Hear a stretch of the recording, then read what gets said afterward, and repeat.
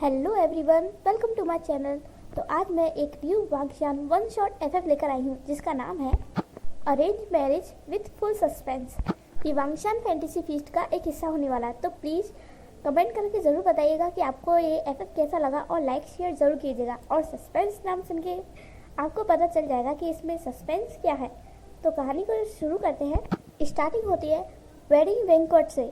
एक बहुत ही ब्यूटीफुल शादी का बैंक्वेट सजाया गया है, वो भी पूरा वाइट एंड रेड रोसेस से। एक तरफ लान वांगजी अपने वेडिंग बैंक्वेट के स्टेज पर खड़ा था और बहुत ही ज़्यादा गुस्से में अपने फादर की तरफ देख रहा था। उसने पहले कहा था कि वो किसी लड़के से बहुत ज़्यादा प्यार करता है, लेकिन उसकी फैमिली में कोई भी राज़ी नहीं है।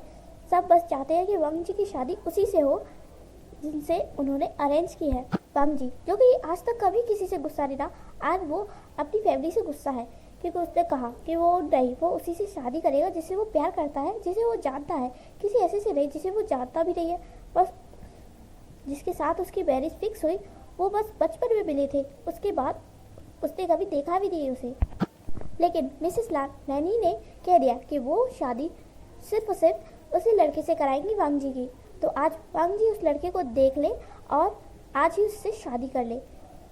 लैनी का यही फैसला है, लेकिन वांगजी उसका तो अलग ही प्लान है। वांगजी ने पहले ही प्लान बना लिया कि वो अपने लवर को भी यहीं बुला लेगा और सबके सामने कह देगा कि वो उससे बहुत प्यार करता है और उसी के साथ अपनी लाइफ लॉन्ग तक रहेगा।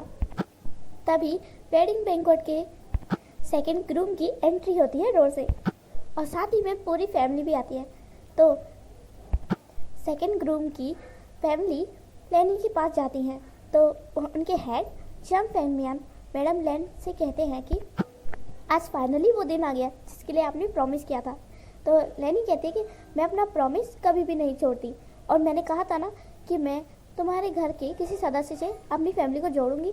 तो मैंने वैसे देखा तो नहीं है तुम्हारे तीसरे बेटे को, मैंने तुम्हारी बेटी जंग यानली और जंग चंग को तो देखा है, पर छोटे बेटे तो जंग फेंगमियान कहते हैं कि जंग वूशियान, उसका नाम जंग वूशियान है। तो लैनी कहती है कि हाँ वही, मैंने उसे देखा तो नहीं है पर उसकी बातें सुनकर मुझे वो बहुत प्यारा लगा। क्या तुम उसी से हमारे वांगजी की वेडिंग कराओगे? तो जंग फेंगमियान कहते हैं कि हाँ वही होगा आपका नेक्स्ट हायर। फिर लैनी कहते हैं तो जंग वूशियान है कहाँ? तो फिर जंग फेंगमियान जंग वूशियान को बुलाते हैं। तो वो जंग वूशियान को आगे बुलाते हैं और लैनी के सामने कर देते हैं। और जब लैनी वूशियान को देखती है तो वो बहुत ही शॉक रह जाती है कि ये कितना ब्यूटीफुल है। वाओ, क्या कोई बॉय भी इतना ब्यूटीफुल हो सकता है? लैनी वूशियान को देखकर बहुत ही ज़्यादा हैप्पी हो जाती है और फिर वांगजी की तरफ देखती है और कहती है कि मेरा बेटा बहुत ही लकी है जो उसकी वेडिंग तुम्हारे साथ होगी। लेकिन ये बेवकूफ़ मानता ही नहीं है, कहता है कि वो किसी और लड़के से प्यार करता है। तुम्हें देखेगा ना तो सारे लड़कों को भूल जाएगा। वूशियान कहता है कि मैडम लैन, क्या आपको इससे कोई प्रॉब्लम नहीं है कि आपका बेटा किसी लड़के से वेडिंग करेगा और उस किसी लड़के को पसंद करता है? तो लैनी कहती है लड़का और लड़की में आजकल कोई फ़र्क नहीं है और इससे कोई फ़र्क नहीं पड़ता और मुझे बचपन से पता है कि मेरा वांगजी लड़कों को पसंद करता है, इसलिए तो मैंने उसकी शादी तुम्हारे साथ अरेंज कर दी। वूशियान कहता है लेकिन आपने तो मुझे कभी देखा भी नहीं।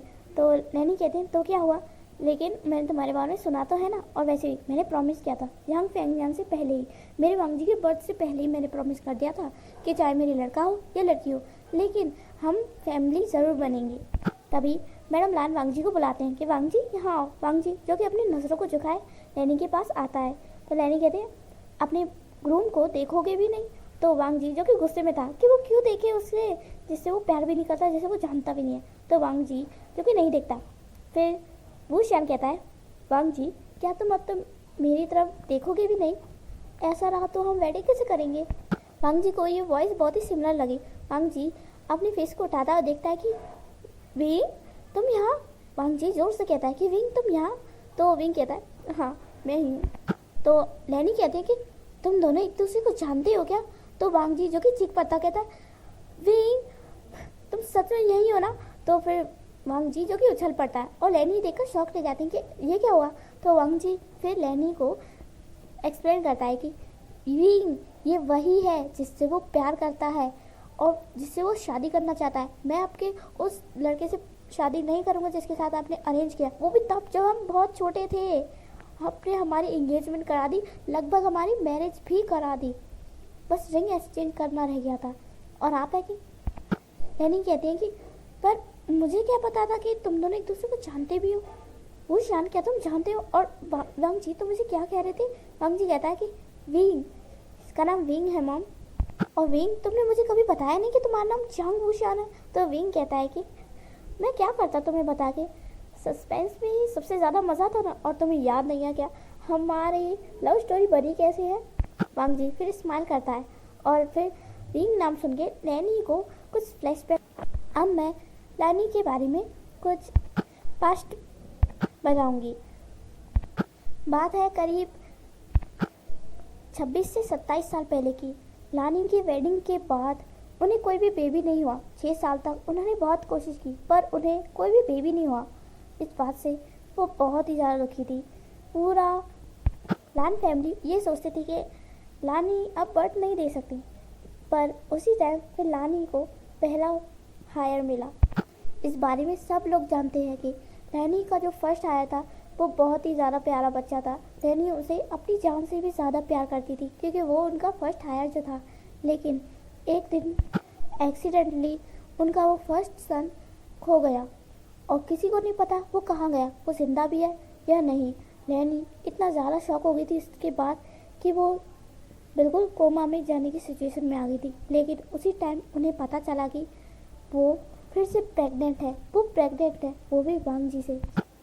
वांग जी के आने के बाद उनका दुख थोड़ा कम हुआ, लेकिन वो कभी भी अपने फर्स्ट आया पहले बेटे को कभी नहीं भूल पाई। और ये बात पूरी लान फैमिली क्या पूरी दुनिया तक जानती है कि लान फैमिली का जो फर्स्ट आया था वो खो गया। आज तक किसी को नहीं पता कि उसे किसने किडनैप किया, या वो खो गया या वो मर गया, किसी को नहीं पता। लेकिन नैनी उनसे बहुत ज़्यादा प्यार करती थी और इतना कि वो उसके नाम सुनते ही बहुत ही ज़्यादा ट्रॉमाटाइज हो जाती है। इसलिए कोई भी उसके फर्स्ट हायर का नाम भी नहीं लेता। तो ये थी लैनी का छोटा सा फ्लैशबैक। और अभी लैनी को बस वही फ्लैशबैक आ रहे थे कि जिस दिन उनका फर्स्ट बेटा गुम हुआ तो वो कितनी ज़्यादा परेशान हो गई थी और कितनी ज़्यादा ट्रॉमाटाइज हो गई थी। एक हफ्ते बाद उन्हें पता चला कि वो प्रेग्नेंट है और उनको बेबी होने वाला है। उसके बाद वो थोड़ी संभली और अपने आप को संभाला कि उन्हें अपनी सेकंड हायर को भी लाना है। ये सोचते हुए लैनी बस बेहोश होने वाली थी कि तभी विंग मिस लैन को पकड़ लेता और कहता है कि आंटी आप ठीक तो है ना? तो फिर बाकी सब लोग भी लैनी के पास आ जाते हैं कि वो ठीक तो है ना। तो तभी लैनी कहती है कि तुम्हारा नाम विंग है? तो विंग कहता है कि हाँ एक्चुअली। तो फिर जंग फैंगमैन आगे आते हैं और कहते हैं कि एक्चुअली विंग हमारा सगा बेटा नहीं है, हमने विंग को अडॉप्ट किया है। और जब विंग हमें मिला तो उसे अपने बचपन का कुछ भी याद नहीं था और वो सिर्फ अपने नाम के अलावा कुछ नहीं जानता था। लैनी शौक होते हुए कहते हैं कि उस टाइम विंग कितने साल का था? तो जंग फैंगमैन कहते हैं कि उस टाइम विंग करीब 2 से 3 साल का था। रानी जो कि बहुत ही शौक रहते हैं कि क्या? तो विंग कहता है कि हाँ, और मुझे बचपन का और कुछ भी याद नहीं है सिवाय अपने नाम के, क्योंकि मेरे पास ना मेरे नाम का लॉकेट था और मैं उसे देखकर समझ गया कि ये मेरा ही नाम है। फिर अंकल यांग ने मुझे अडॉप्ट किया और उन्होंने मेरा नाम जंग भूषण रखा, पर लोग प्यार से मुझे विंग ही बुलाते हैं क्योंकि यही एक चीज़ है जो मेरे पास्ट से जुड़ी हुई है। रानी जो कि शौक होते हुए खड़ी हो जाती है और कहती है तुम विंग ही हो। फिर रानी जो कि मिस्टर लैन के पास जाती है और कहते हैं तुमने सुना ये विंग है हमारा विंग। तो विंग जो कि शौक हो जाता है कि उनका विंग। तो विंग फिर कहता है कि आप क्या कह रही है मिसेस लैन विंग को हक कर लेती है और कहती है तुम मेरे विंग हो, मेरे विंग, लैन फैमिली के फर्स्ट हायर तुम ही हो। विंग जो कि शौक रह जाता है, बाकी सब भी बिल्कुल शौक रह जाते हैं और वांग जी उसका तो मुंह खुला रह जाता है। लानी जो कि फिर विंग को बहुत ही अच्छी से हक करती है, किस करती है गालों पर और कहती है फाइनली तुम मिल गए मेरी जान, मेरी लव। तुम कहाँ थे इतने सालों तक? तुम्हें बिल्कुल भी अपनी मामा की याद नहीं आई? तुम्हें पता है तुम्हें खोने के बाद मैं कितना ज़्यादा परेशान हो गई थी। मेरा विंग पता नहीं कहाँ होगा। विंग कहता है कि ये कैसे हो सकता है, मैं तो जंग भूषण हूँ ना। तो लैनी कहती है तो तुम उनके कौन से रियल सन हो? तुम अडॉप्टेड हो और इससे साबित होता है कि तुम वो लॉकेट का है। तो विंग अपने गले में से लॉकेट दिखाता और लैनी देखकर पहचान जाते हैं कि यही है उनका फर्स्ट आया। पूरी लान फैमिली अचानक से खुश हो जाती है कि फाइनली उनका फर्स्ट हायर मिल गया, विंग होने मिल गया। विंग फिर बहुत ही ज़्यादा हैप्पी होता है और अपनी मदर को हक करता है, कहता है मॉम आप ही मेरे रियल मॉम हो और आप मेरे रियल फादर। तो मिस्टर लान कहते हैं कि हाँ विंग, हम ही तुम्हारे रियल फादर हैं। तो सब लोग जो कि बहुत ही ज़्यादा हैप्पी हो जाते हैं अचानक से। और तभी अचानक से वांग जी बहुत ही शौक था और वो चीख पड़ता है, कहता है कि पर ये कैसे हो सकता है। तो फिर लैनी वांग जी की तरफ देखती है और कहती है क्या हुआ वांग जी। वांग जी फिर थोड़ा लड़खड़ाते हुए बोलता है कि मॉम विंग विंग विंग आपका फर्स्ट हायर। तो लैनी कहती है हाँ विंग ही उनका फर्स्ट हायर है। तो फिर वांग जी जो कि एक कदम पीछे हो जाता है और कहता है कि और मैं भी आपका हायर हूँ, मीन्स मैं भी आपका बेटा हूँ। इसका मतलब कि तो फिर सब लोग शॉक हो जाते कि इसका मतलब तो यही हुआ ना कि विंग और वांग जी ब्रदर्स हैं। विंग जी सुनकर बहुत शॉक हो जाता है और फिर वांग जी की तरफ देखने लगता है। दोनों एक दूसरे की तरफ शॉकिंगली देखने लगते हैं कि अब क्या होगा। लानी फिर हंसती है और पहले कहती है पहले तुम दोनों मुझे ये बताओ कि तुम दोनों मिले कैसे और तुम दोनों में लव ये कैसे हो सकता है, मुझे पूरी बात बताओ। फिर वांग जी जो कि बहुत ही ज़्यादा लड़खड़ा लगता है कि वो कैसे बताए, वो कैसी सिचुएशन में आके फंस गया है, जिसे वो प्यार करता है वो उसका रियल ब्रदर निकला, पर कैसे। तभी वांग जी बहुत ही ज़्यादा शौक था। तभी विंग बोलता है कि मैं बताता हूँ आपको। तो यहीं से हमारा FF फ्लैशबैक में जाता है। फ्लैशबैक स्टार्ट होता है पूरे 5 साल पहले, जब वांग जी अपनी फैमिली में काफ़ी हैप्पी तो था, पर लैनी ने जब से कंपनी ज्वाइन किया तब से वो घर आते ही नहीं है। कभी आते हैं कभी नहीं। कभी कभी तो ऐसा होता है कि महीनों तक वांग जी अपनी मॉम का फेस तक नहीं देख पाता है। वांग जी को लगता है कि अब उसे भी अपने करियर पर ध्यान देना चाहिए, यहाँ पर वो रहकर नहीं दे पाएगा। अगर वो घर पर रहेगा तो हमेशा वो इंतज़ार करेगा कि आज उसकी मॉम या डैड घर आएंगे और उससे मिलेंगे। इससे अच्छा तो वो कहीं और ही चला जाए। फिर वांग जी अपना सामान पैक करता है और गोसू से बीजिंग चला जाता है। वो अपनी मॉम और डैड के लिए नोट छोड़ जाता है कि वो अपनी स्टडी के लिए बीजिंग जा रहा है कॉलेज, तो इसलिए सब परेशान ना हो। तो लैनी भी इस बात पर ज़्यादा फिक्र नहीं करती और वांग जी को उसकी लाइफ के लिए ऑल द बेस्ट कहती है। वांग जी जो कि कॉलेज जाता है, बीजिंग के सबसे बड़े कॉलेज। वांग जी जो कि अपनी ही बलबूते पर अपना कॉलेज करना चाहता था, इसलिए वो किसी को ऐसे नहीं बताता है कि वो रियल लैंड फैमिली से बिलोंग करता है। तो जब वांग जी अपना फर्स्ट डे कॉलेज में जाता है तो पहले उसे सीनियर्स रोक लेते हैं। यहाँ पर विंग वांग जी का सीनियर है और विंग वांग जी से 2.5 साल बड़ा है। वांग जी जब कॉलेज में जा रहा था अचानक से सीनियर्स उसे रोक लेते हैं। सीनियर्स जो कि और कोई नहीं विंग है और विंग के सारे फ्रेंड्स हैं नीहा सांग जो कि कॉलेज का सबसे फ्लर्टियर लड़का है और वैनिंग जो कि सबसे सीधा साधा है, पर वो क्या करे, अब विंग ने उसे फ्रेंड बना लिया है तो उसे उसके साथ रहना पड़ेगा ना। और एक तरफ है श्याओ सिंचन जो कि हमेशा सच्चाई का बोलबाला बोलती रहता है। तो नीहा सांग ने अभी वांग जी को रोक लिया कि रुको रुको रुको, न्यू एडमिशन हो ना। तो वांग जी कहता है कि हाँ न्यू एडमिशन। तो नीहा सांग कहता है तुम यहाँ के तो नहीं लगते हो, कहाँ के हो। तो वांग जी कहता है वो गोसू से है। नीहा सांग कहता है अच्छा, और तुम जानते हो ना हम तुम्हारे सीनियर्स हैं और आज तुम्हारी क्या है। तो वांग जी कहता है तुम शायद मेरी रैंकिंग करोगे है ना। विंग जब वांग जी की ये टोन सुनता है तो विंग को थोड़ा गुस्सा आता है कि ये जूनियर तो बिल्कुल डर ही नहीं रहा, उसे डरना चाहिए ना कि सीनियर से उसे कुछ भी करवा सकते हैं। तो विंग फिर आगे आता है और वांग जी जब विंग को देखता है तो बिल्कुल शौक रह जाता है। विंग फिर कहता है अच्छा तुम्हें इतना कॉन्फिडेंस है नीहा सांग, इसकी पनिशमेंट पता ना। तो नीहा सांग कहता है कि पनिशमेंट मैं इसे ना सबसे कूल पनिशमेंट देने वाला हूँ जो मैं सबसे कूल गाइस को देता हूँ। तभी वेनिंग कहता है कि प्लीज़ नीहा सांग ऐसा मत करना, बेचारा यहाँ न्यू है, उसकी मार बार पड़ गई तो हमारे ऊपर ही इल्ज़ाम आ जाएगा। तो नीहा सांग कहता है तू चुप कर, छोटे बच्चे हो क्या, मैं इसे वही पनिशमेंट दूंगा। तो वांग जी कहता है जल्दी बताओ मुझे क्लास के लिए लेट हो सकता है। तो नीहा सांग जो कि गुस्से में आया था कहता है अच्छा तो मैं तुम्हें सबसे कूल ही दूंगा पनिशमेंट। तो हमारी पनिशमेंट ये है कि तुम्हें किस करना पड़ेगा, वो भी अपने सीनियर को। तो वांग जी कहता है तो नीहा सांग कहता है सिर्फ सीनियर ही नहीं, बॉय को, तुम्हें एक बॉय को भी किस करना पड़ेगा। वो भी थोड़ा सीरियस होना चाहिए। तो वांग जी जो कि स्प्रिक करता है और फिर विंग की तरफ देखता है और कहता है तो क्या मैं ऐसे किस कर लूँ।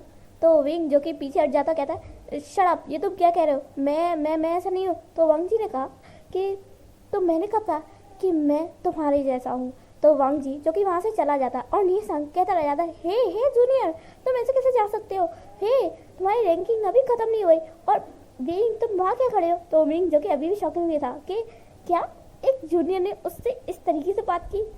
नी संग फिर विंग को हिलाता कहता विंग भाई क्या हुआ, क्या तुम्हें वो जूनियर पसंद आ गया। विंग कहता है शराब, मैं ऐसा लड़का नहीं हूँ, मुझे मुझे तो तभी उन्हें अपनी क्लास की वॉइस सुनाई देती है और वो लोग अपनी क्लास चले जाते हैं। विंग जो कि अभी भी गुस्से में था कि वांग की हिम्मत कैसे हुई उससे ऐसा कहने की। विंग फिर कहता है उस जूनियर को तो मैं सबक सिखा के ही रहूँगा। विंग फिर देखता है कि वांग जी वॉशरूम जा रहा है। विंग फिर वांग जी के पीछे चला जाता है और वांग जी को रोकते हुए कहता है हे यू। तो वांग जी कहता है आई एम नॉट यू, मुझसे तमीज से बात करो। तो विंग कहता है हे तुम होते कौन हो और वैसे भी तुम मेरे जूनियर हो और तुम्हें मुझे रेस्पेक्ट देनी चाहिए, मुझे तुम्हें नहीं। तो वांग जी कहता है देखा जाएगा। विंग कहता है और तुम बाहर क्या कह रहे थे। तो वांग जी कहता है ओह मुझे तो लगा कि तुम भूल गए होगे पर तुम्हें भी याद है, तुमने तो कहा था कि रैंकिंग में मुझे किसी सीनियर बॉय को किस करना है, तो तुम भी तो मेरे सीनियर हो और एक बॉय हो, क्यों नहीं हो क्या। विंग जो कि देखता है वांग जी उसके बहुत करीब है। तो विंग वांग जी को धक्का देता कहता है यू मैं ऐसा लड़का नहीं हूँ, समझे, मैं तुम्हारे जैसा कोई फ्लर्टियर लड़का नहीं हूँ, मैं ऑलरेडी एंगेज्ड हूँ। वांग जी कहता है तो मैं कौन सा तुम्हारे तरीके का हूँ, मैं तुम्हारे टाइप का बिल्कुल भी नहीं हूँ, मैं ऑलरेडी मैरिड हूँ। तो विंग कहता है हाँ तुम और मैरिड बच्चे हो, तुम तो अभी भी बच्चे दिखते हो, तुम कहाँ से मैरिड होगे। हाँ तुमने आज सुबह हमारी रैंकिंग को एक्सेप्ट नहीं किया ना, तुम देख लेना इसका हर जाना तुम्हें बहुत ही महंगा पड़ेगा। तो वांग जी कहता है ठीक है तो अभी पूरा कर देता हूँ। तो विंग कहता है लेकिन तो विंग आगे कुछ बोल नहीं पाता है। तभी वांग जी विंग को कमर से पकड़ के उसे किस कर देता है।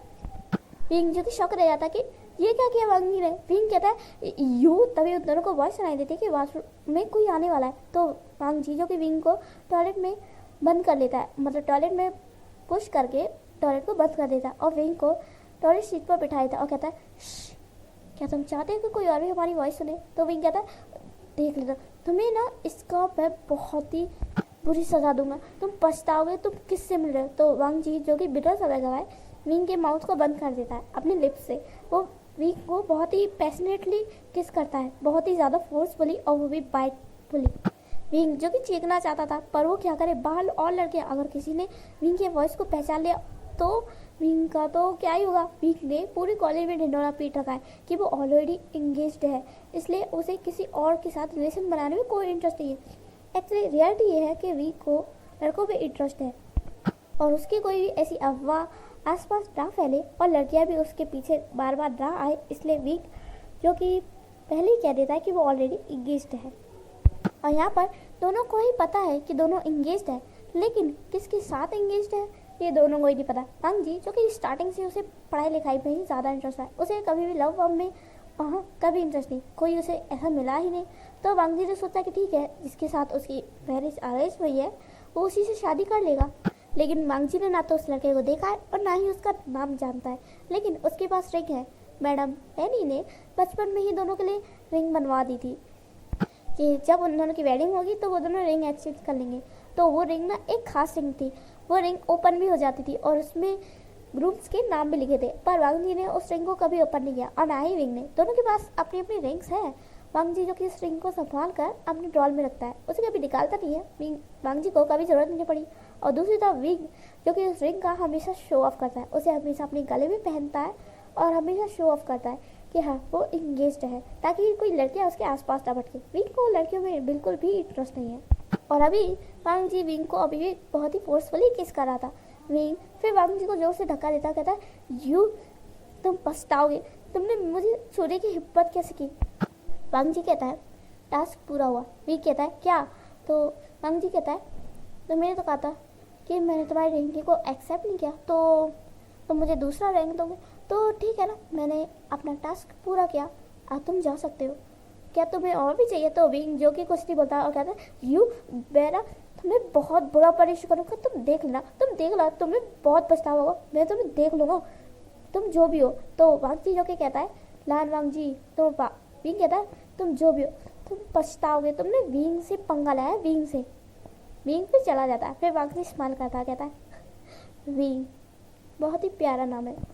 विंग जो कि क्लास में आता है बहुत ही गुस्से में बैठ जाता है। नी हसांग वैनिंग शाओसिंग-चैन विंग के पास आते हुए कहते हैं क्या हुआ विंग, इतने गुस्से में क्यों हो। तभी शाओसिंग-चैन विंग के फेस को देखता है, कहता है तुम्हारा फेस इतना रेड क्यों है और तुम क्या कहीं गिर गए मुंह के बल, तुम्हारा लिप्स इतना सूजा क्यों है।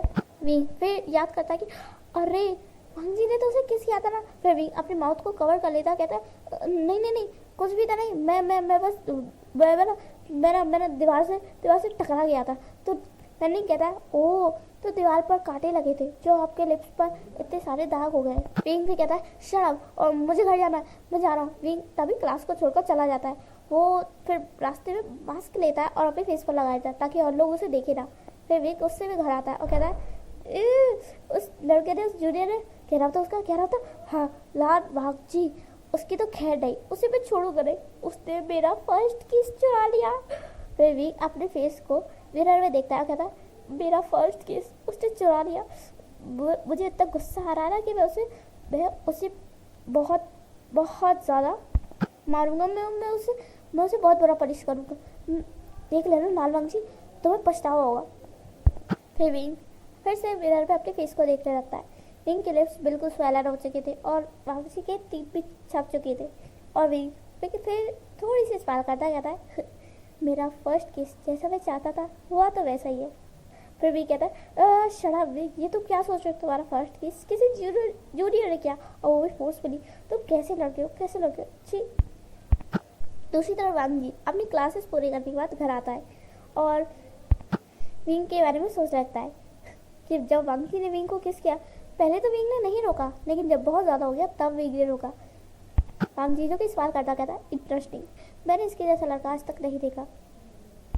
नेक्स्ट डे वांगजी जो कि विंग पर गौर तो दिया था पर वो विंग को दिखा नहीं रहा था कि वो विंग को देख रहा है। और विंग जो कि हर वक्त वांगजी पर नजर गड़ाए रखा था ताकि वो अपना बदला कैसे ले।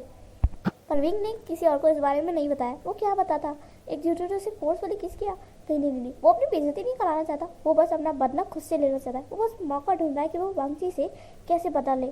विंग जो कि सोच ही रहा था, वो अकेला बैठा हुआ था, वो भी क्लास के बाहर। तभी वांगजी विंग के पास आता है और इसके कानों में कहता है क्या हुआ सीनियर, क्या तो कल की बात को लेकर अभी भी सोच रहे हो।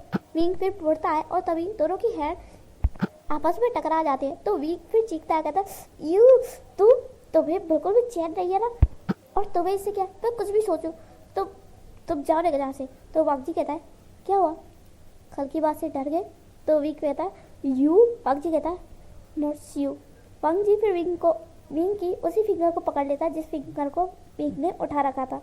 वांगजी कहता है यू रही वांगजी, मेरा नाम लान वांगजी है, तो मुझे मिस्टर लान भी कह सकते हो।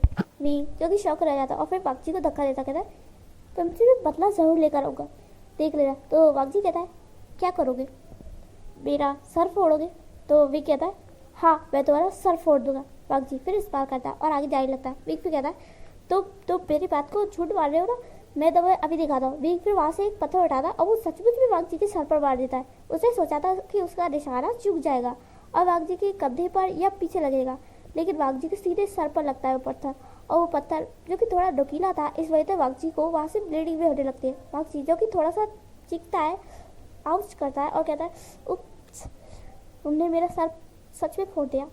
वांगजी फिर विंग की तरफ बढ़ता है और फिर एक स्प्रिट करता है क्योंकि वहीं से टीचर जा रहे थे।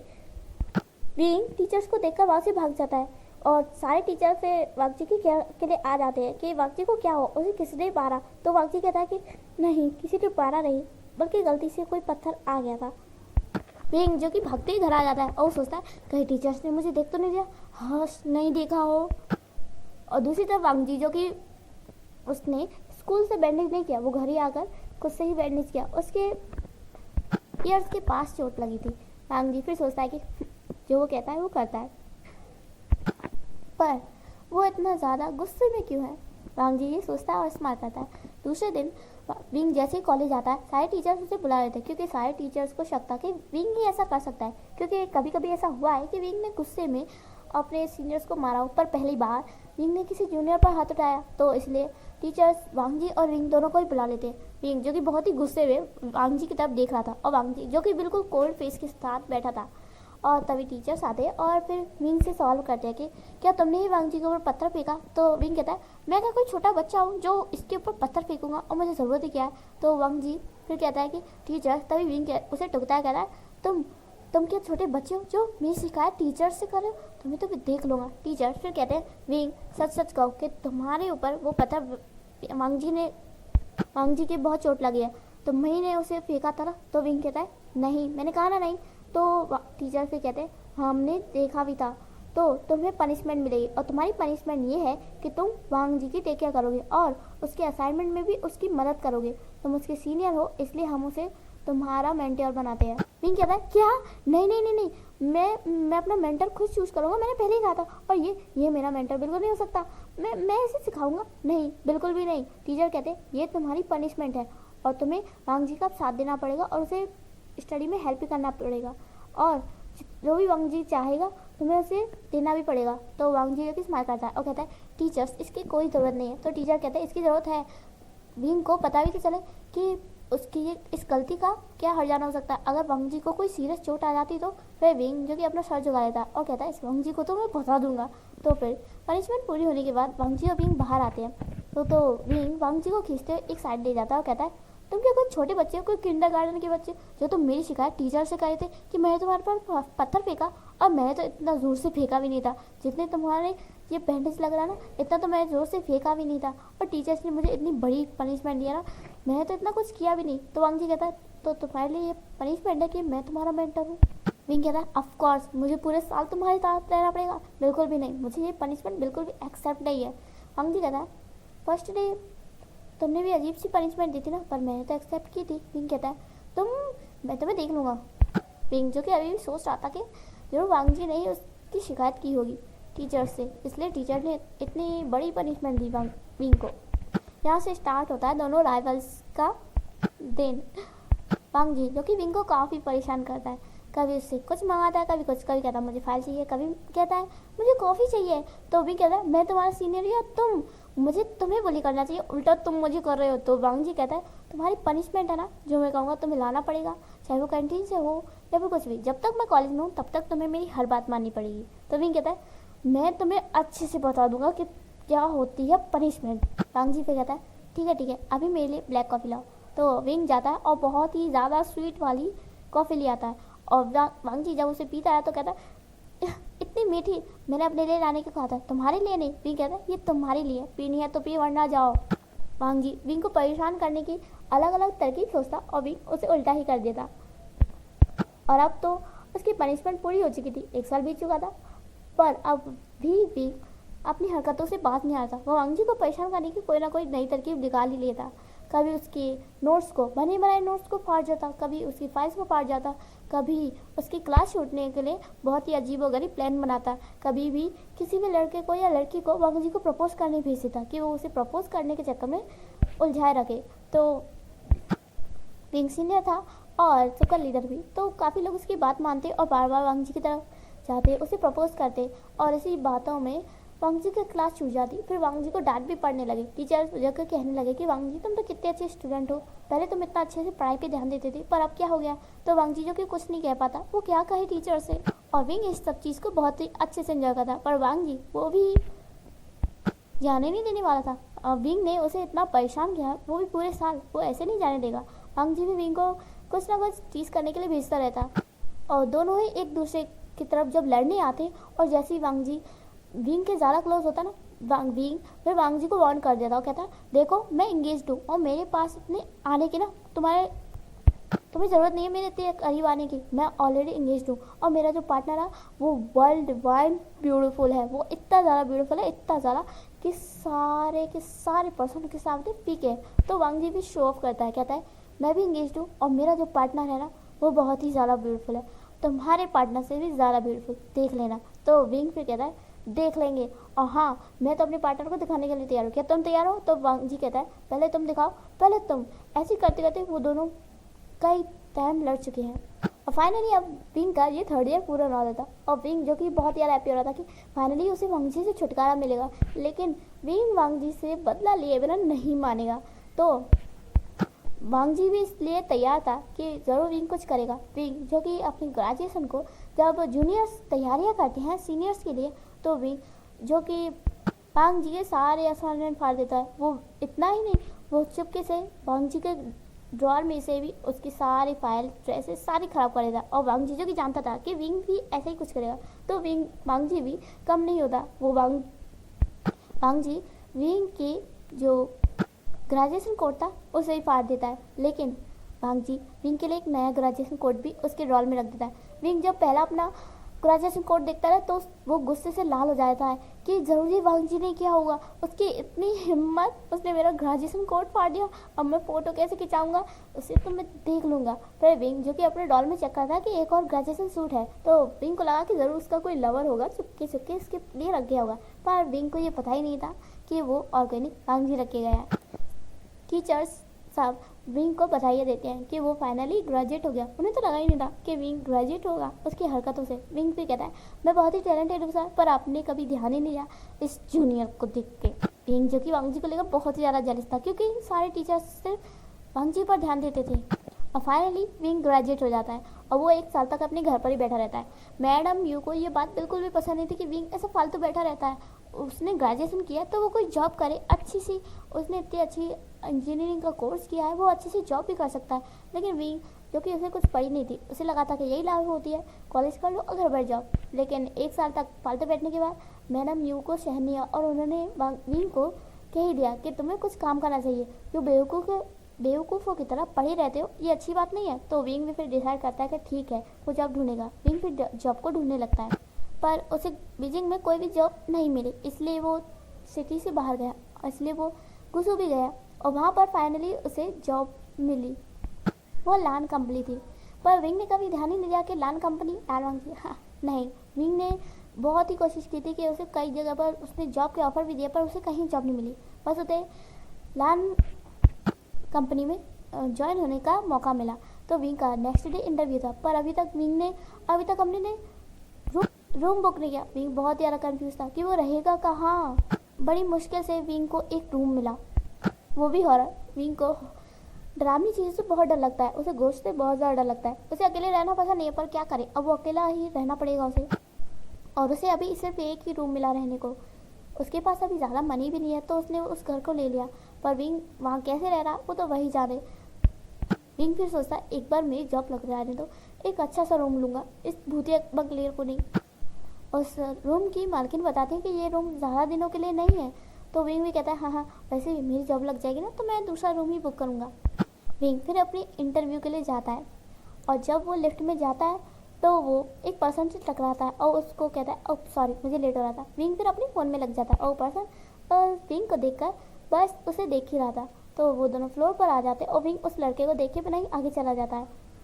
विंग फिर इंटरव्यू के लिए आता है और देखता है कि सामने लान वांगजी बैठा है। विंग फिर शॉक रह जाता है और कहता है तुम यहाँ, वहाँ पर और भी लोग थे ऑफिस के।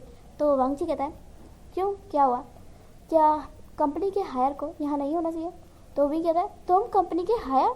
तो फिर बाकी के मेंबर्स कहते हैं कि ये हमारे CEO है मिस्टर लान वांगजी। विंग फिर सोचता है कि क्या इतनी बड़ी कंपनी का मालिक लान वांगजी है? लान वांगजी, वही लान वांगजी जिसे विंग बहुत ज़्यादा परेशान किया करता था। उसकी तो बैंड बज गई, अब उसे ये जॉब नहीं मिलेगी, वो क्या करेगा? विंग यही सोच रहा था, तभी लान वांगजी कहता है कि तुम अपनी फाइल्स नहीं दिखाने वाले? तो विंग अपनी फाइल्स को आगे कर देता है और फिर वांगजी चेक करता है। बाकी सब भी, विंग में कोई भी खराबी नहीं थी, उसमें टैलेंट कोड के भरा था। पर यही था कि विंग ने कभी कोशिश नहीं की थी। सब लोग पूछते क्या तुमने कहीं और भी जॉब किया? तो विंग कहता नहीं। तो एक मेंबर कहता है कि तुम्हारी ग्रेजुएशन को 1 साल हो गया है, तो तुमने कहीं कंपनी ज्वाइन नहीं की? तो विंग कहता है नहीं, एक्चुअली मैंने ट्राई ही नहीं किया। और देखिए ना, अब मैंने ट्राई किया तो मुझे 1 ही महीने में मतलब मैं काफ़ी कंपनियों में गया, पर मुझे कहीं मौका नहीं मिला। तो लान वांगजी कहता है अगर मैं तुम्हें जॉब दे दूँ, क्या तुम यहाँ पर लगन से और मेहनत से काम करोगे? तो विंग कहता है ऑफ कोर्स, मैं बहुत ही अच्छे से काम करूँगा, मैं साबित करके दिखाऊँगा कि मैं भी बहुत अच्छा काम करता हूँ। वांगजी कहता है वांगजी फिर अपनी पास से विंग की फाइल को उठाकर विंग की तरफ पुश करता है और कहता है तो फिर ठीक है। विंग को लगता है कि वांग जी उसे नहीं देगा जॉब, वो क्यों देगा उसे जॉब। फिर वांग जी कहता है ठीक है, आज से तुम्हें यहाँ पर जॉब मिलती है। पहले तुम 1 महीने यहाँ पर सिंपल जॉब करोगे, उसके बाद अगर तुमने अच्छी जॉब की तो तुम मेरी मैनेजर भी बन सकते हो। तो विंग जो कि शौक रह जाता कि क्या वो डायरेक्ट सीईओ का मैनेजर बन सकता है। तो वांग जी कहता है कि 1 महीना ट्रेनिंग के बाद पहले हम देखेंगे तुम काम कर भी पाते हो या नहीं। विंग फिर कहता है कि ऑफ कोर्स मैं क्यों नहीं कर पाऊंगा, मैं ज़रूर करूँगा। फिर विंग जो कि घर जाता है और बहुत ही ज़्यादा हैप्पी होता है कि वाह उसे फाइनली जॉब मिल गई। लेकिन कहाँ मिली है, वो लान वांग जी से पीछा छुड़ाना चाहता था, पर उसे लान वांग जी की ही कंपनी में जॉब करना पड़ा, क्योंकि उसे कहीं और कंपनी में जॉब नहीं मिली, सिर्फ इस वजह से क्योंकि विंग ने कहीं और काम नहीं किया और उसने 1 साल का ब्रेक लिया। और दूसरी तरफ वांग जी जो कि विंग के बारे में ही सोच रहा था कि जब विंग ग्रेजुएट हो गया उसके बाद वांग जी का कॉलेज में रहना कितना ज़्यादा बोरिंग हो गया था। विंग की वो नटखट शरारतें, विंग का बार बार वांग जी के पास आकर उसे टीज करना। हाँ, वो दोनों लड़ते झगड़ते थे, पर कभी कभी दोनों साथ में खाना भी खाया करते थे, ये दिखाने के लिए कि देखो मेरा फूड सबसे ज़्यादा अच्छा है, नहीं मेरा फूड सबसे ज़्यादा अच्छा है। तुम्हें पता है ये मेरे जो जिससे मेरी एंगेजमेंट हुई है ना उसने सजेस्ट किया है। दोनों एक दूसरे को इस बात को लेकर टीज करते थे। वांग जी यही सब सोचकर स्माइल करता कहता है फाइनली तुम फिर से मेरे पास आ ही गए ना। दूसरे दिन विंग जो कि काम पर आता है और वो बहुत ही अच्छे से काम करता है। वांग जी भी उसकी खूबियों को देखता है कि विंग सच में टैलेंटेड है। विंग अपने काम को बहुत ही अच्छे से करता है। स्टार्टिंग में बाकी के ऑफिस के मेंबर्स विंग को काफ़ी परेशान करते हैं, पर वांग जी एक दिन उन्हें वार्न कर देता है कि विंग को कोई भी परेशान नहीं करेगा, चाहे वो ऑर्डर्स को लेकर हो या फिर कोई भी काम। उसके बाद से सबका बिहेवियर थोड़ा थोड़ा चेंज हो गया और विंग को भी अच्छा लगा कि पहले जब लोगों से परेशान करते थे, कभी ये मंगाते थे, कभी वो भी विंग के पैसों से, कभी भी विंग को पैसे नहीं देते थे कि हमारे लिए कुछ खाने के लिए ला रहे हो तो हमारे पैसे ले जाओ। विंग को खुद से पैसे भरने पड़ते थे और विंग किसी को मना भी नहीं कर पा रहा था क्योंकि वो अभी ट्रेनिंग पर है 1 महीने की। पर वांग जी के बताने के बाद से काफ़ी ज़्यादा अच्छा हो गया सबका बिहेवियर और 1 महीना विंग ने काफ़ी मेहनत की और विंग ने एक प्रोजेक्ट में हेल्प भी करवाई, जो कि प्रोजेक्ट बहुत ही अच्छा गया। वांग जी भी विंग की इस टैलेंट से बहुत खुश था कि विंग में सच में टैलेंट है। 1 महीना बीत जाने के बाद वांग जी विंग को परमानेंट कर लेता है कि वो उसका मैनेजर भी बन सकता है। तो विंग कहता है कि फ़िलहाल तो नहीं, पर वांग जी कहता है मेरे पास मैनेजर नहीं है, इसलिए मैंने तुमसे कहा अगर तुम बनना चाहते हो तो ठीक। तो विंग फिर पूछता है कि सैलरी, तो वांग जी बताता है नॉर्मल सारे टीम मेंबर्स से 3 गुना। तो विंग जो कि शौक रहा था कि 3 गुना, वो राजी है, वो आज ही वांग जी का मैनेजर बनने को रेडी है। तो वांग जी कहता है ठीक है। तो फिर वांग जी कहता है कि तो हम दोनों लंच करने चलते हैं। तो विंग शौक रह जाता था कि वो बॉस के साथ लंच पर। तो वांग जी कहता है क्यों, कोई बात है। तो विंग कहता है नहीं। फिर वो दोनों लंच पर जाते हैं और फिर विंग फाइनली वांग जी से पूछ ही लेता है।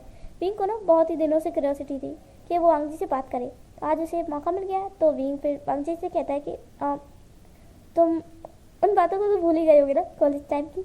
तो वांग जी कहता है एक भी नहीं। तो विंग फिर जो कि शौक हो जाता है, कहता है एक्चुअली तो हम उस टाइम छोटे तो थे, हम थे कितने साल के।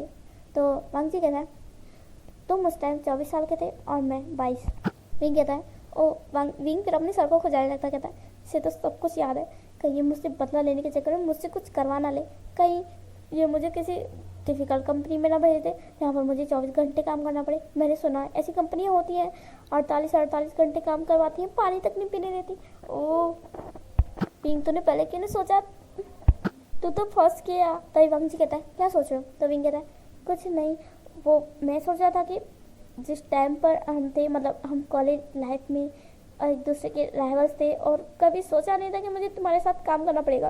तो वांग जी फिर स्माइल करता कहता है तुम काबिल हो, ये काम करने के तुम काबिल हो, इसलिए मैं तुम्हें मौका देना चाहता था। और इस बात से कोई फ़र्क नहीं पड़ता कि पहले हम क्या थे, राइवल्स थे या फ्रेंड्स। विंग फिर कहता है तो तुम सारी बातों को भुला गए ना। तो वांग जी कहता है मैं कुछ भी नहीं भूला और ना ही भुलाना चाहता हूँ।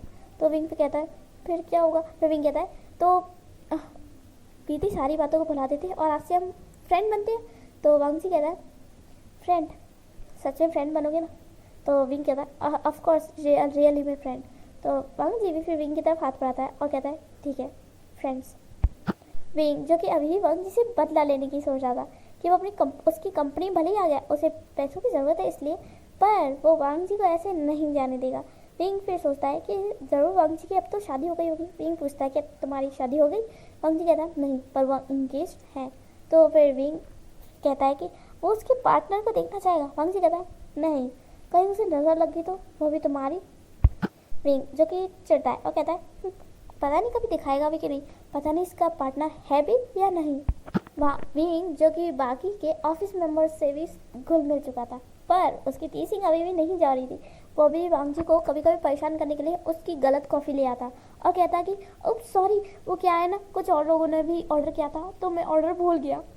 वांग जी फिर कहता है ध्यान रखा करो, मैं तुम्हारा बॉस हूँ। और बॉस नाम सुनते ही विंग थोड़ा अपनी बदले को थोड़ा साइड में रख देता था, क्योंकि वांग जी उसका बॉस है और कहीं वांग जी को थोड़ा शक हुआ तो वांग जी विंग को जॉब पे से ना निकाल दे। पर वांग जी जो कि नहीं निकालने वाला था, तो विंग इस बात को बहुत फ़ायदा उठाता है। जब भी वो लोग डिनर या लंच के लिए जाते हैं तो वो देखता है कि वांग जी जो कि सिंपल फूड खाता है, लेकिन विंग ज़बरदस्ती उसे तीखा फूड खिलाया था, वो भी ज़्यादा मिर्ची डालकर, जिससे वांग जी की हालत ख़राब हो जाती। पर वांग जी विंग से कुछ कहता नहीं था। विंग जो कि शौक था कि वांग जी कुछ कहता क्यों नहीं है। कॉलेज टाइम में तो अगर मैं गलती से उसका टिफ़िन चुरा लेता था ना, तो वो पूरे स्कूल के सामने हंगामा मचा देता था। अब पता नहीं इसे क्या हो गया। ऐसा काफ़ी टाइम तक चलता है। 5-6 महीने जॉब करने के बाद फाइनली विंग थोड़ा बहुत वांग जी को एक्सेप्ट करता है फ्रेंड के रूप में, वरना अभी तक तो वो बस बदले के पीछे पड़ा हुआ था। और अब वो दोनों अच्छे से कंपनी को संभालने लगे थे, दोनों ही बॉस और मैनेजर। विंग जो कि कुछ दिनों की छुट्टी मांगता वांग जी से, क्योंकि उसकी मदर जो है बीमार है। तो वांग जी भी हाँ कर देता कि ठीक है वो जा सकता है, लेकिन उसे जल्दी आना होगा क्योंकि वो वांग जी का इकलौता मैनेजर है। विंग भी फिर कहता है कि हाँ ठीक है। विंग फिर अपने घर जाता है और जांग फेंगमियान बताते हैं कि विंग की शादी अब जल्दी ही करानी पड़ेगी। तो विंग कहता है जिससे आपने मेरी बचपन में इंगेजमेंट कराई थी, प्लीज़ फादर, मैं नहीं करना चाहता। वैसे भी आज कल के ज़माने पे अरेंज मैरिज कौन करता है। फेंगमियान कहते हैं अगर आखिर प्रॉब्लम क्या है। तो विंग कहता है अच्छा ठीक है, वैसे भी मेरा कोई लवर तो है नहीं।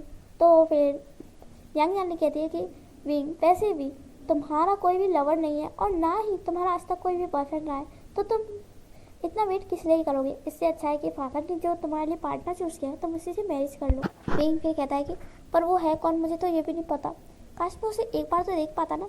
तो यान फिर चुपके से यांग फेंगमैन के पास से उस लड़के की इन्फॉर्मेशन निकाल लेती है और कहती है कि विंग तुम्हारे पास जो रिंग है ना उसमें उस लड़के का नाम लिखा है। तो भी कहता है क्या सच में ये रिंग इतनी एक्सपेंसिव है, मुझे तो पता ही नहीं था।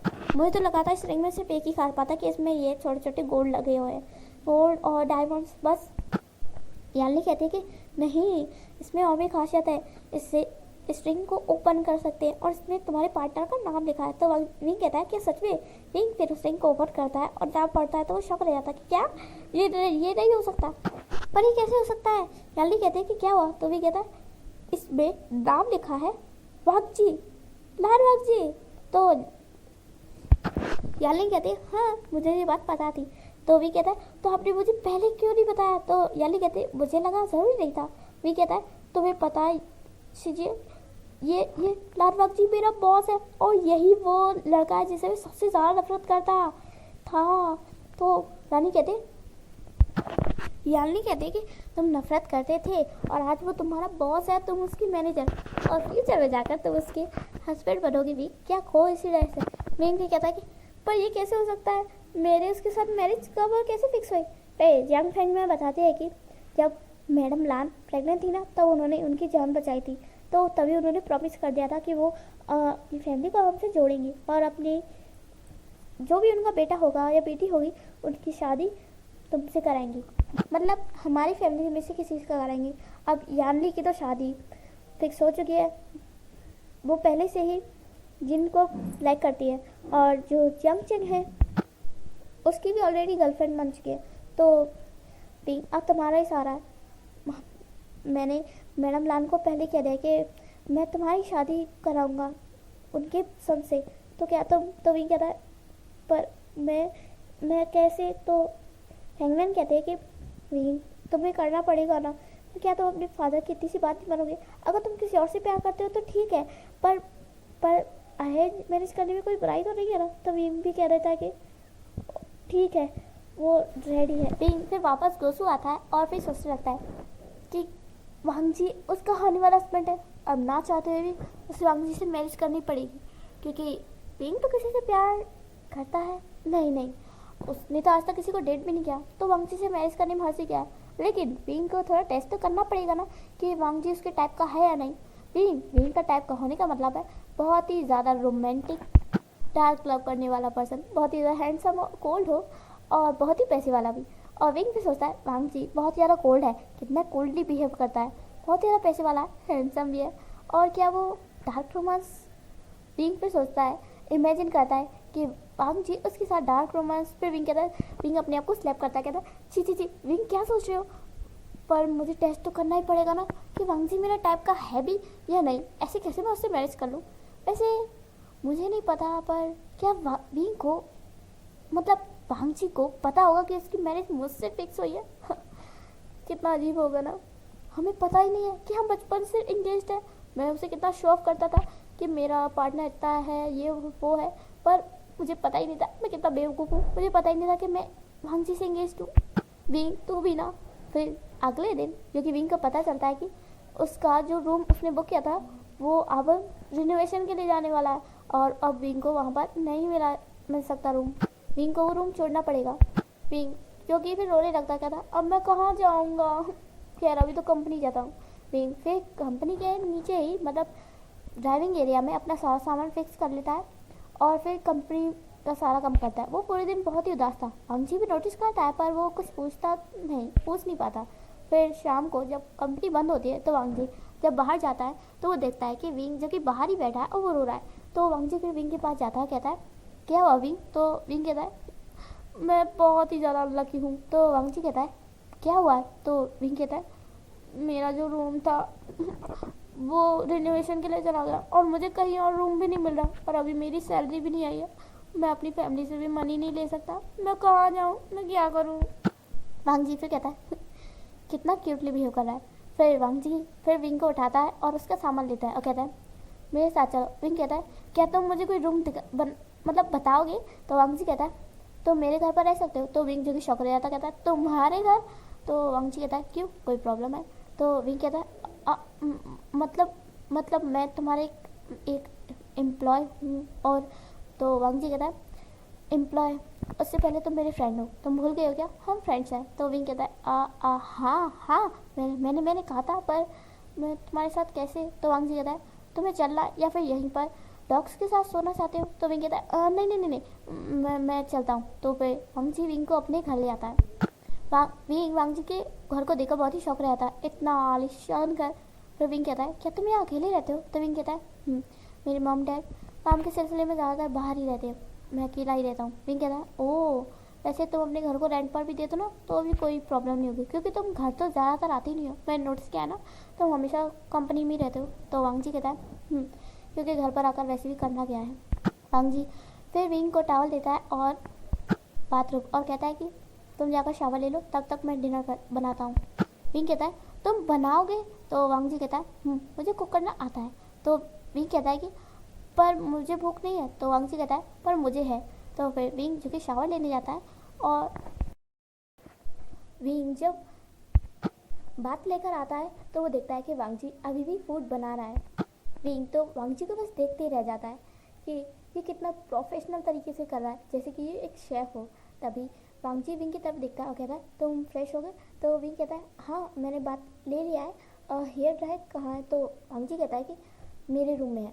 तो वांग जी फिर जाता है और अपने रूम से हेयर ड्रायर निकाल कर विंग को दे देता है। विंग कहता है तुम भी जाकर शावर ले लो। तो वांग जी कहता है बस डिनर टेबल लगा दूँ उसके बाद। विंग कहता है मैं लगा लूँगा। तो वांग जी भी फिर बात लेने के लिए चला जाता है और कुछ देर में ही वो दोनों डिनर के लिए बैठ जाते हैं। विंग जो कि अब सोच रहा था कि क्यों ना वांग जी से कुछ बातें हो जाए, क्योंकि अब विंग को पता है कि उसे वांग जी से शादी करनी पड़ेगी, क्योंकि उसकी अरेंज मैरिज है और वो मना भी नहीं कर सकता, उसने पहले ही हाँ जो कर दी थी। पर जानना तो पड़ेगा ना वांग जी के बारे में। विंग फिर टॉपिक सोचने लगता है कि वो क्या कहे वांग जी से। तो विंग फिर कहता है कि तुमने खाना अच्छा बनाया है। तो वांग जी कहता है कि हाँ मुझे अकेले रहना पसंद है तो मैं खुद ही बनाता हूँ खाना। विंग कहता है ओह तुम स्टार्टिंग से अकेले रहते हो? तो वांग जी फिर बताता है कि तुम जानते ही होगे लान फैमिली का जो फर्स्ट आया था वो। विंग कहता है हाँ हाँ मुझे पता है, जो फर्स्ट आया था वो अचानक से खो गए, मतलब कहाँ गए पता नहीं किसी को। एक दिन मैडम लैनी का एक्सीडेंट हुआ और वो गुम हो गए, उसके बाद किसी को पता नहीं वो कहाँ है। तो वांग जी कहता है कि मेरी मॉम आज भी उनसे बहुत प्यार करती है, मुझे नहीं पता कि वो कौन है, मुझे तो नाम भी नहीं बताया गया। तो विंग कहता है ऐसा क्यों? तो वांग जी कहता है मेरी मॉम को मुझे बहुत प्यार था, हमारी पूरी फैमिली में उनकी पिक भी सिर्फ मॉम के पास है, और मॉम सैड ना हो इस वजह से कोई भी उनका नाम भी नहीं लेता। और मॉम ने मेरी जन्म के बाद से भी मेरे ऊपर ज़्यादा ध्यान नहीं दिया, ज़्यादातर वो बिजनेस में ही बिजी रहती थी और मेरे साथ सिर्फ बटलर्स रहते थे। मुझे अकेला फील ना हो इसलिए मैंने भी उनके साथ काम सीख लिया। तो विंग कहता है ओह। विंग फिर सोचता है कि तब तो उसे शादी के बाद खाने की ज़रूरत, मतलब खाने की दिक्कत लेने की कोई भी प्रॉब्लम नहीं होगी। विंग फिर कहता है कि इतने साल हो गए हैं, मतलब 1 साल तुम्हें देखे बिना, तो क्या तुम्हारी शादी हो गई? तो वांग जी कहता है नहीं, मैं अभी भी इंगेज्ड हूँ। तो भी कहता है हाँ मैं भी हूँ, मुझे पता है, पर क्या तुमने उस पर्सन को, आई मीन जिसे तुम्हारी इंगेजमेंट हुई है, तुमने उसे देखा है? तो वांग जी कहता है नहीं।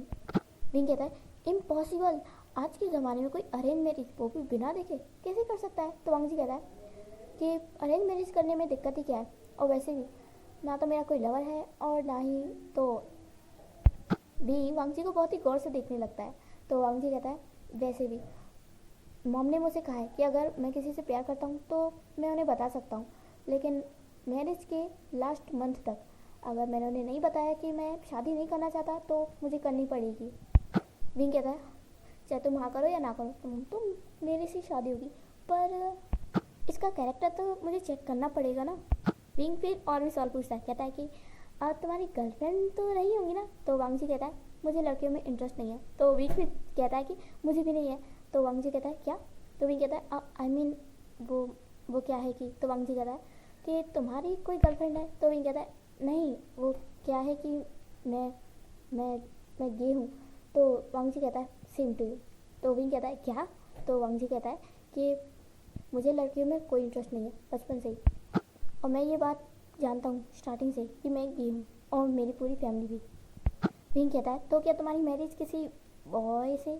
तो वांग जी कहता है मुझे नहीं पता वो लड़की है या लड़का, और उसे कोई फ़र्क नहीं पड़ता। उनका डिनर कंप्लीट होने के बाद विंग जो कि वहीं पर सोने लगता है। तो वांग जी कहता है तुम हॉल में क्यों सो रहे हो? तो विंग कहता है मैं, तुम क्या चाहते हो मैं सोफे पर भी ना सो, तो मैं फ्लोर पर ही सो जाऊँगा। तो वांग जी कहता है मेरे घर में और भी रूम्स हैं, तुम वहाँ पर जाकर सो सकते हो। तो फिर विंग कहता है वांग जी से कि वांग जी एक्चुअली क्या मैं तुम्हारे साथ, आई मीन मुझे ना अकेले रहने में डर लगता है। तो वांग जी कहता है तुम्हें और डर?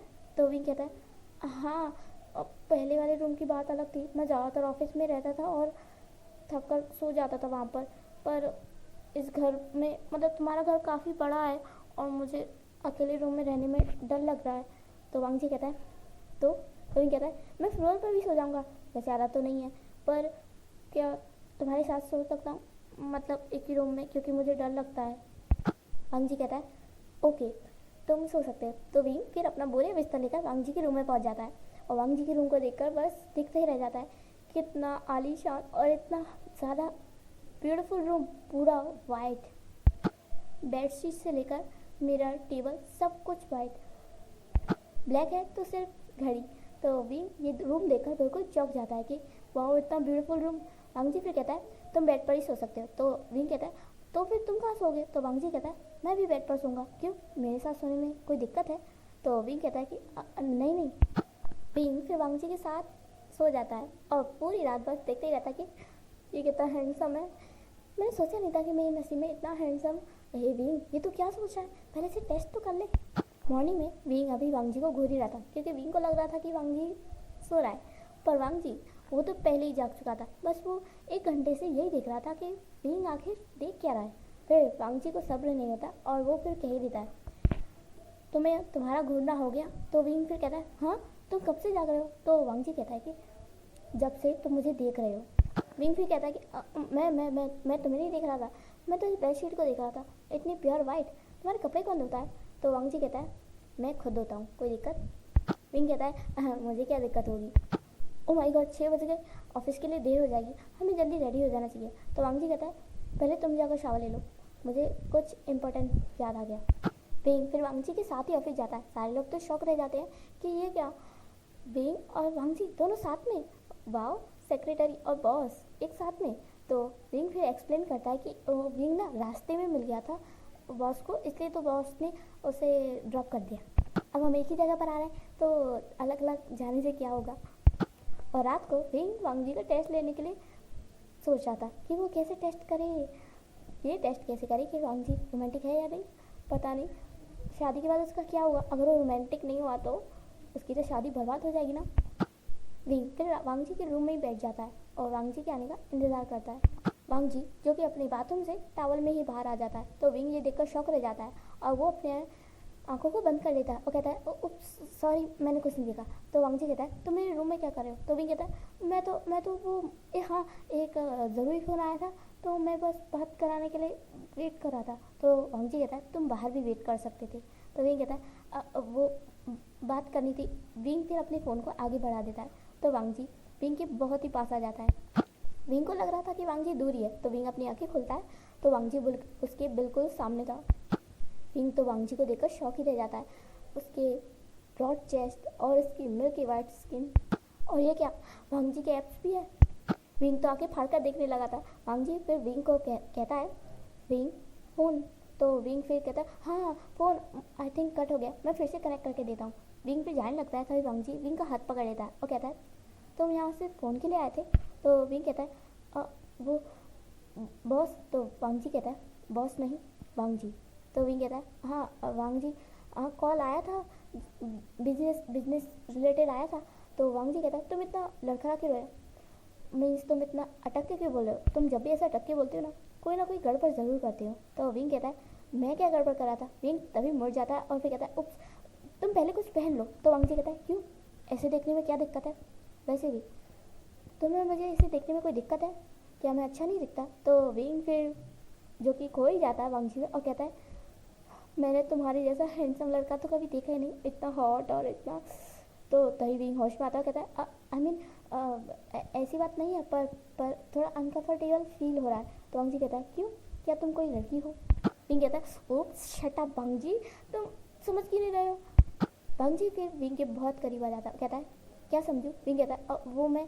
तो विंग जो कि खिसकते खिसकते सोफे पर गिर जाता है और वांग जी जो कि विंग के बिल्कुल सामने खड़ा था। तो विंग जो कि वांग जी की पूरी बॉडी को देख पा रहा था कि वांग जी कैसे उसके नज़दीक आ रहा। वांग जी फिर विंग की तरफ नील होता है और उसे पूरा ग्रैब कर लेता है। उस वांग जी विंग के दोनों साइड में अपने हाथों को रख देता है और कहता है पहले तुम मुझे ये बताओ कि तुम मुझे ऐसे घूरना बंद कब करोगे? तो विंग कहता है कैसे घूरना?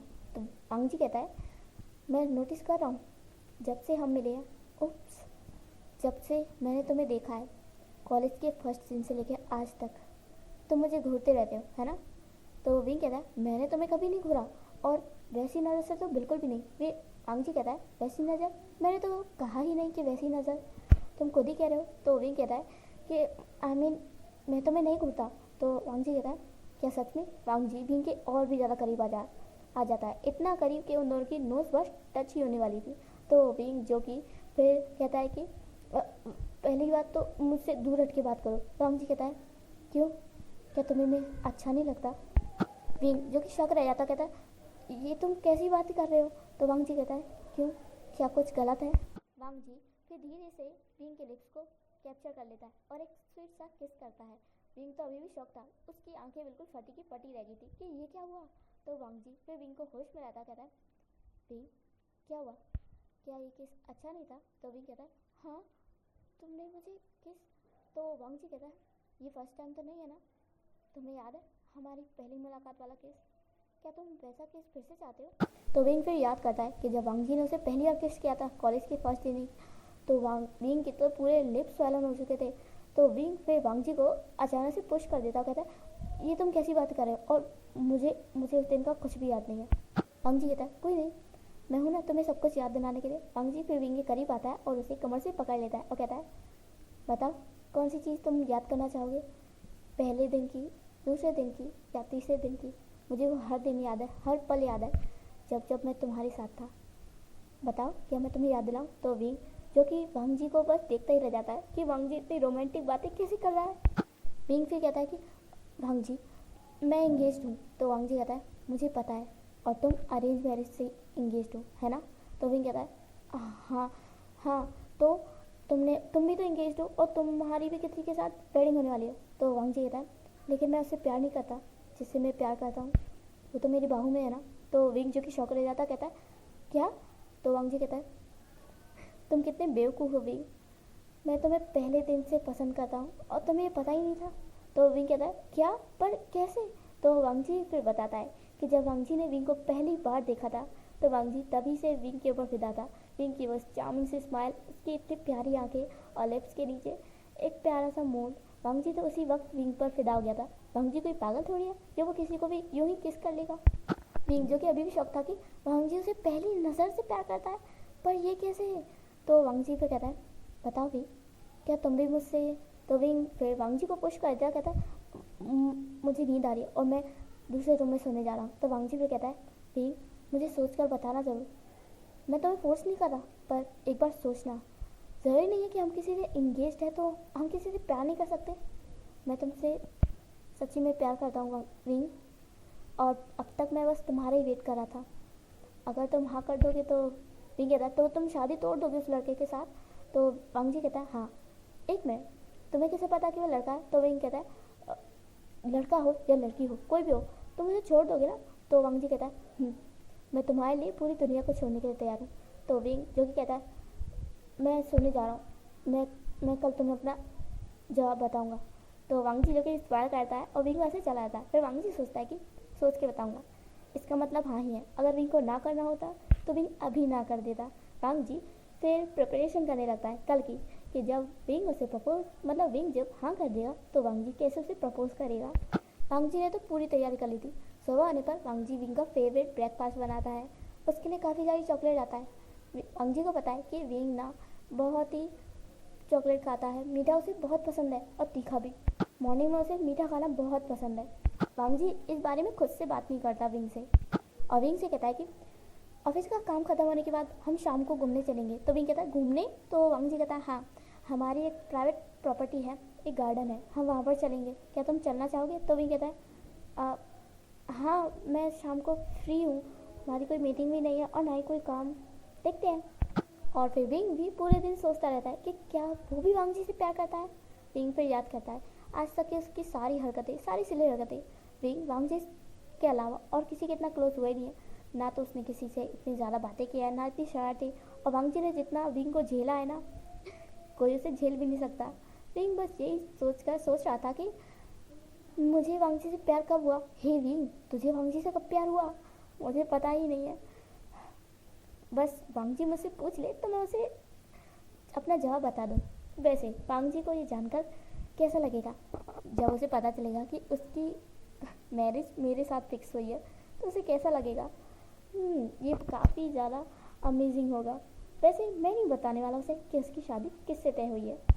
फिर शाम को वो दोनों गार्डन में जाते हैं और फिर वांग जी कहता है तो विंग क्या तुम, तो विंग सोच रहा था कि वांग जी उसके बारे में पूछेगा। तो वांग जी कहता है कि क्या तुम आइसक्रीम खाओगे? यहाँ पर बहुत अच्छी आइसक्रीम मिलती है। तो विंग कहता है हाँ मुझे खानी है, चॉकलेट और स्ट्रॉबेरी वनीला।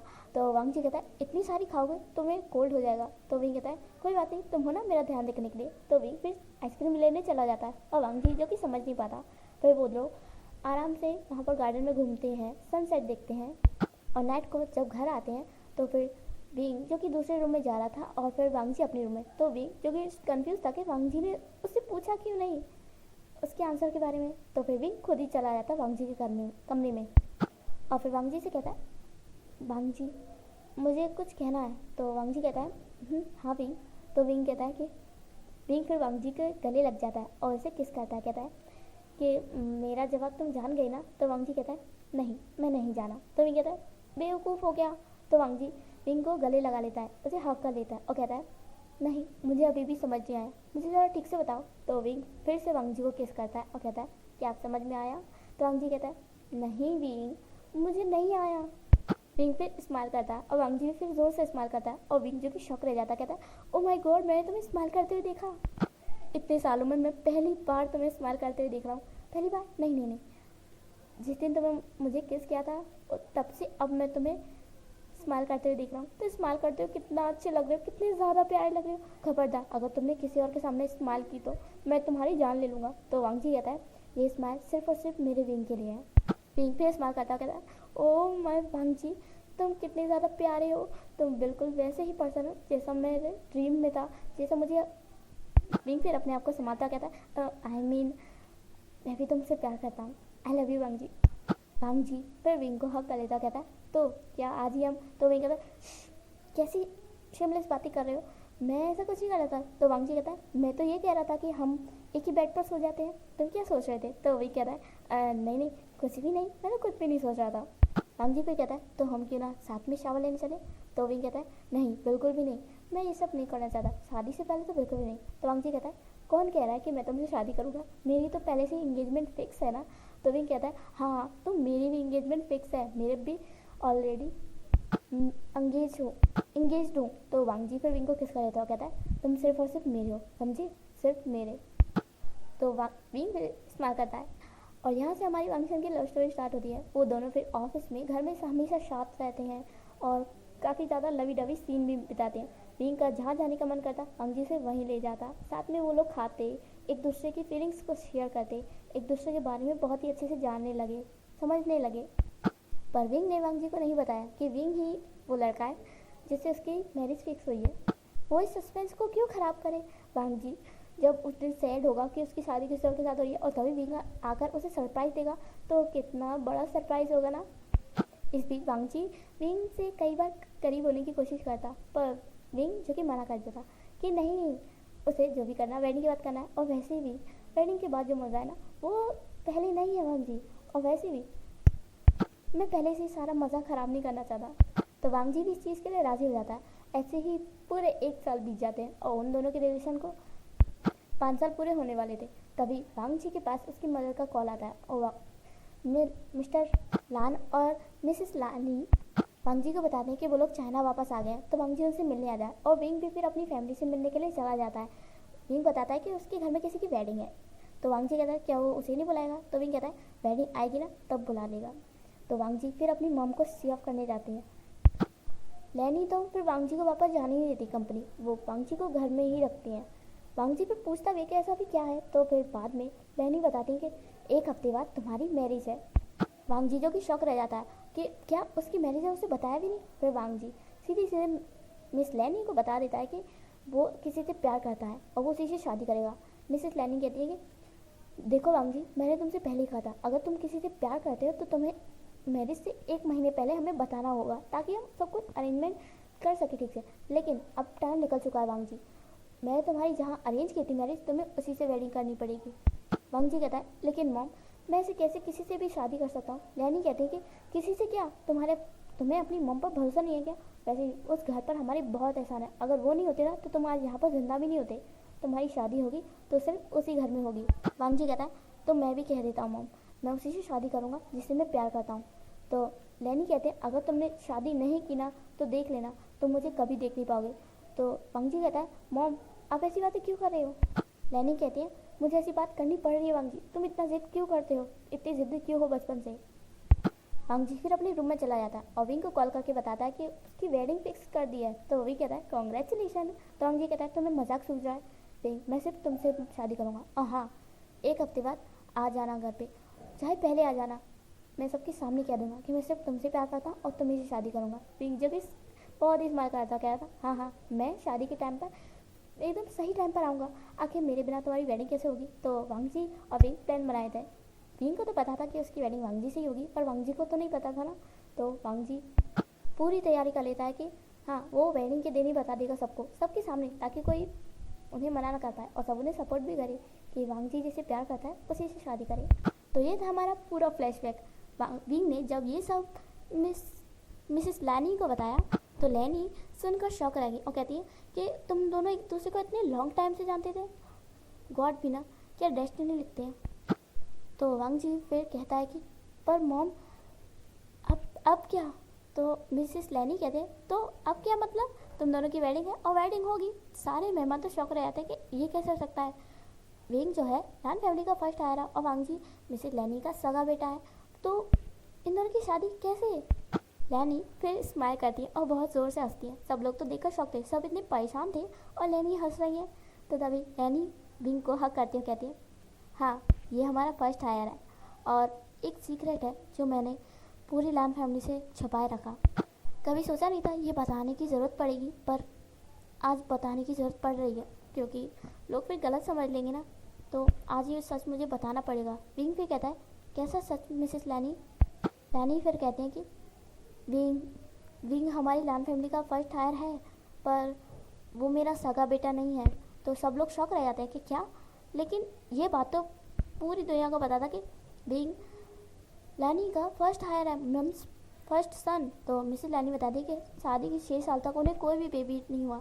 उन्होंने भी उम्मीद छोड़ दी थी कि अब वो लान फैमिली को कोई हायर नहीं दे पाएंगी। तभी मिस्टर लान ने उन्हें सजेस्ट किया कि उन्हें बच्चा अडॉप्ट कर लेना चाहिए और इस बारे में वो किसी को नहीं बताएंगे। वो लोग शहर से बाहर चले जाएंगे और पूरे 9-10 महीने बाद वापस लौट कर आएंगे एक न्यू बॉर्न बेबी के साथ। मिसेस लैनी वांग जी और विंग को बताती हैं कि विंग का जब बर्थ हुआ तो उसकी मदर अकेली थी हॉस्पिटल में, उनका कोई नहीं था, ना उनके हस्बैंड ना उनके फादर, और वो विंग को जन्म देने के बाद उनकी डेथ हो गई। तो हमने फिर विंग को अडॉप्ट कर लिया और ये बात मैंने किसी को पता नहीं लगने दी कि मैंने विंग को बर्थ नहीं दिया है। मैं हमेशा ये सच छुपाए रखी ताकि कोई भी मेरे ऊपर उंगली ना उठा सके। मिस्टर लान ने भी मेरा साथ दिया और ये सीक्रेट हमारे बीच में ही रहा कि विंग हमारी सगी औलाद था ही नहीं।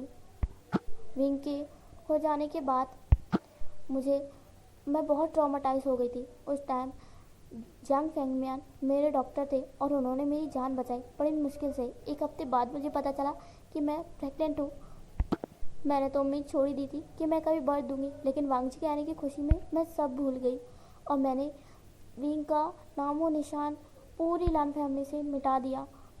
मुझे लगा कि यही ठीक रहेगा, लेकिन पूरी दुनिया को याद था कि मेरा फर्स्ट आया था और वो खो गया। मुझे लगा कि टाइम के साथ दुनिया भूल जाएगी, लेकिन लोगों को याद रहा। ये बात और ना फैले और कोई भी विंग के बारे में इन्वेस्टिगेशन ना करे, इसलिए मैंने उसका नाम और निशान सब कुछ मिटाना चाहा। और मिस्टर जैंग फेंगमियान ने मेरी इतनी बड़ी हेल्प की, मेरी वांग जी को बचाया, तो इसलिए उस वक्त मैंने उनसे प्रॉमिस कर दिया कि चाहे लड़का हो या लड़की, मैं उनकी फैमिली में ही शादी कराऊंगी। और फिर जैंग फेंगमियान भी बताते हैं कि उन्हें विंग हॉस्पिटल में मिला था बहुत ही बेजान सी हालत में। उन्होंने डॉक्टर से पूछा था तो डॉक्टर ने बताया कि उन्होंने कोई पुलिसमैन थे, उन्होंने कुछ डाकुओं को अरेस्ट किया है और उन्हीं के पास से कुछ बच्चे बरामद हुए। वो लोग बच्चे चुरा रहे थे और उन्हीं में से ये बच्चा भी है। तो जैंग फेंगमियान ने उस टाइम विंग को अडॉप्ट कर लिया था। उन्हें एक टूटा हुआ लॉकेट भी मिला था जिसका आधा हिस्सा खो गया था और आधे हिस्से पर विंग नाम लिखा हुआ था। तो इसलिए उन्होंने विंग को उसका नाम तो बताया और उसका नाम भी चेंज कर दिया जांग बुशियान, पर उसे सब प्यार से विंग ही बुलाते थे। वांग जी की आने की खुशी में बाकी सबने ये बात भुला ही दी कि क्या हुआ था पहले पास्ट में। लैनी कहती है कि देखो डेस्टिनी भी क्या लिखती है, मैंने कभी सोचा भी नहीं था कि मेरा पहला बेटा मेरा विंग जिससे मैं इतना प्यार करती हूँ वो मुझे दोबारा मिलेगा। देखो ना डेस्टिनी भी क्या लिखती है। और तुम दोनों के बीच में प्यार होना लिखा था तो तुम दोनों के बीच प्यार हुआ, और वो भी हम लोगों की सोचे बिना। मैंने तो सोचा भी नहीं था कि तुम विंग से मिल चुके होगे और उससे प्यार कर चुके हो। तभी मिस्टर लान कहते हैं कि ये हुई ना arrange marriage with full suspense. ये अरेंज मैरिज है पर लोगों के बीच में स्टार्टिंग से ही सस्पेंस बना रहा कि इनमें शादी होगी या नहीं। यानी तुमने इतना बड़ा सच छुपाए रखा दुनिया से और आज हमें वो सच दुनिया के सामने लाना ही पड़ेगा। समय की ऐसी मांग है, टाइम से कोई नहीं जीत सकता। जो वक्त मांगता है हमें उसे देना पड़ता है। तभी विंग और वांग जी एक लंबी ब्रीथ लेते हो, कहते हैं थैंक गॉड। दोनों ही एक साथ कहते हैं। तो लैनी फिर स्माइल करती है और सब लोग भी हंसने लगते हैं कि चलो हमारे ग्रूम वेट कर रहे हैं, चलो ये ब्रदर्स बनने से तो बच गए, वरना हम लोग तो यही सोच रहे थे कि ये दोनों ब्रदर्स हैं। फिर लैनी विंग को साइड में ले जाती है और कहते हैं विंग वांग जी से तो मैं पूछ नहीं सकती क्योंकि वो बताएगा ही नहीं, तुम ही बता दो कहीं तुम दोनों में सब कुछ। तो विंग कहता है मॉम ये आप कैसी बातें कर रही हैं, मैं भला ऐसा क्यों करूँगा। तो लैनी कहते हैं हो थैंक गॉड। विंग कहता है वैसे भी अगर हम दोनों के बीच कुछ आ जाता तो क्या ही फर्क पड़ता है, मैं उसका सगा भाई थोड़ी ना हूँ। तो लैनी कहती है तुम भी ना कितने शरारती हो। विंग मैं तुम्हें फिर से पाकर बहुत ज़्यादा हैप्पी हूँ। तभी वेडिंग का टाइम हो जाता है। प्रीस्ट फिर उन दोनों की वेडिंग कराते हैं। उन दोनों की वही रिंग को मंगाया जाता है और एक्सीडेंटली वो रिंग बिल्कुल उनके साइज़ की थी। विंग फिर अपने पास से वो रिंग निकालता है और वांग जी भी अपने पास से रिंग देता है। वे दोनों ही एक दूसरे के रिंग को एक्सचेंज करते हैं और फिर एक दूसरे से प्रॉमिस करते हैं। फिर विंग वांग जी को बताता है तुम्हें पता है इस रिंग की खासियत क्या है। तो वांग जी कहता है मुझे नहीं पता। तो विंग कहता है ज़रा इसे ओपन करो। वांग जी कहता है ये ओपन भी होती है। तो विंग कहता है हाँ ये ओपन भी होती है और इसमें हम दोनों के नाम लिखे हुए हैं। वांग जी फिर रिंग को खोलता है और इसमें नाम लिखा था वांगशान। उन दोनों की वेडिंग से पूरी फैमिली बहुत ज़्यादा हैप्पी थी कि डेस्टिनी भी ना जो लिखती है अच्छा ही लिखती है। और वांग जी और विंग अपनी लाइफ को बहुत ही अच्छे से एंजॉय करते हैं। कुछ सालों बाद वो भी एक बच्चे को अडॉप्ट करते हैं, एक लड़का और एक लड़की। लड़के का नाम वो लोग आयुन रखते हैं और लड़की का नाम वी शियाओ। और इसी हैप्पी मोमेंट्स के साथ हमारा ये एफएफ यहीं पर एंड हो जाता है। तो प्लीज़ कमेंट करके ज़रूर बताइएगा कि आपको ये एफएफ कैसा लगा और लाइक शेयर ज़रूर कीजिएगा। Thanks for watching.